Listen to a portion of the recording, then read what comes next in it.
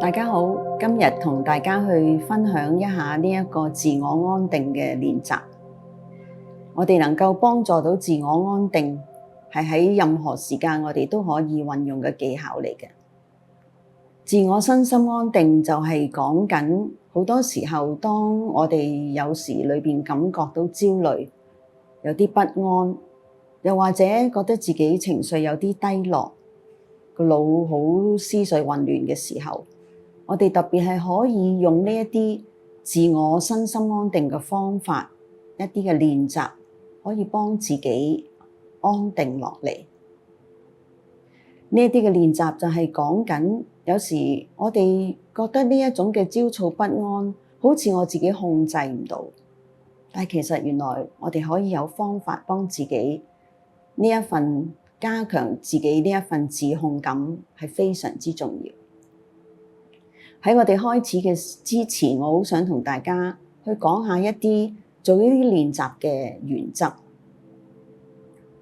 第一個原則或者質素就係講緊我哋係要開始由去留意外邊嘅世界，轉移留意返自己身體嘅狀態。呢一種對自己身體覺察嘅能力，可能最初大家有啲唔習慣。但係當我哋慢慢通過練習，其實係可以嘅，因為正正有時外邊好多嘅事情發生，好似我哋都未必可以我哋控制嘅範圍之內。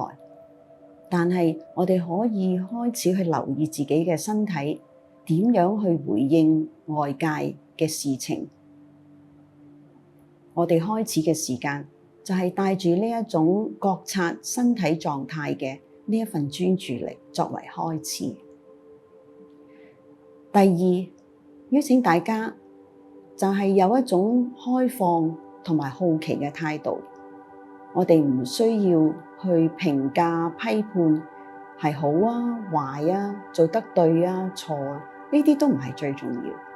其實最重要就係呢一份開放，就係咁樣去觀察一下，當我咁樣去做呢啲練習嘅時間，我自己有啲咩嘢反應，又或者有冇一啲唔同會出現呢？第三，邀請大家帶住一種嘅取態，就係自我照顧。其實喺生活裏邊，可能大家照顧咗好多人、好多事情，要完成好多唔同嘅任務。但係而家我哋就能夠喺用以下嘅練習去幫助自己，去照顧返自己。帶住以上同大家講呢3個原則，我就同大家開始分享以下呢啲嘅練習。第一個練習叫着地練習 （grounding）。grounding 我就覺得係一個最重要嘅練習。因為好多時候，當人喺一個好思緒混亂、好焦慮不安，又或者情緒好低落嘅狀態，其實就係講我哋嘅頭腦不停喺度轉，好似停唔到落嚟。呢個時候最重要就係幫我哋嘅注意力由我哋嘅腦落到去我哋對腳，而我哋對腳就係正正能夠去接觸住大地。而家呢一刻，我就邀請大家開始去留意一下，感覺一下而家對腳可以貼住個地，同時又感覺我哋係被大地承托嘅，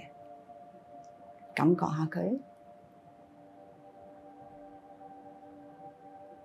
非常之好。當我哋能夠喺物理上都好似將個注意力唔係注意嘅思緒、頭腦裏邊諗嘅嘢，而係就係咁樣單單去留意我哋對腳，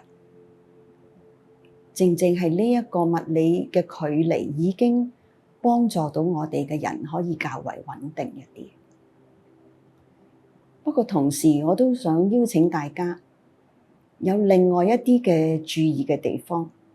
除咗我哋對腳，同時我哋都可以留意下我哋嘅背脊。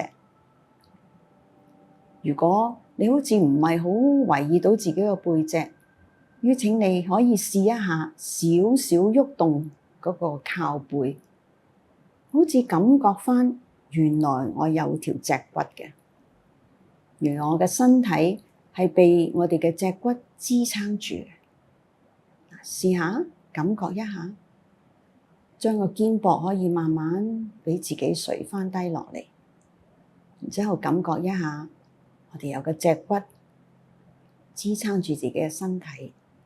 感覺下佢。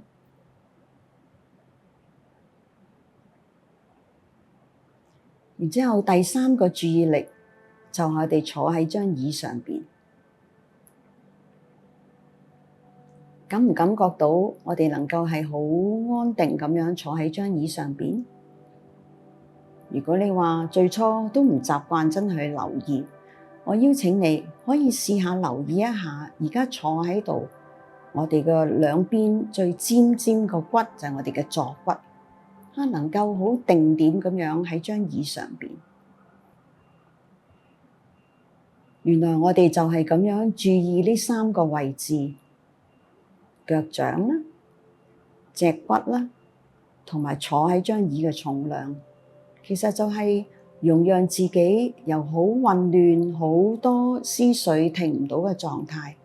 可以讓自己安頓落嚟。不過有時候，可能當你坐喺度，都唔係能夠感覺自己對腳貼近嘅地，好似腳步浮浮。我哋都有另外啲方法可以幫自己安定。而家我哋一齊試下。邀請你而家去留意啲腳趾好似找一找嘅地，又或者甚至俾自己個腳踭少少咁撐一撐嘅地，又或者相反，好似伸高兩個腳掌，用啲腳趾握一握嘅地。我哋再試下，好似撐高兩個腳踭，俾自己感覺一下自己嘅腳踭同嘅地嗰種嘅貼近，又或者撐起啲腳趾，感覺返自己，非常之好。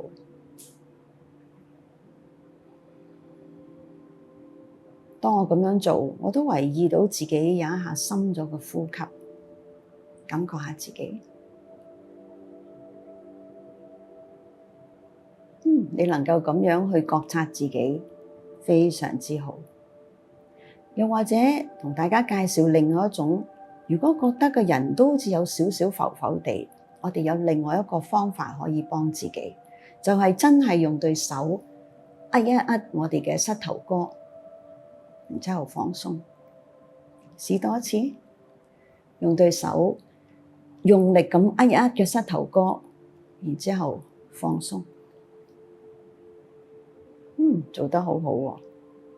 我哋就係咁樣，當我哋咁樣用咗一啲嘅力握一握嘅膝頭哥嘅時候，你有冇為意？好似而家我都覺察到自己好似有一啲嘅能量，有啲嘅血流到個腳嗰度，咁我又感覺到自己對腳貼咗地多啲。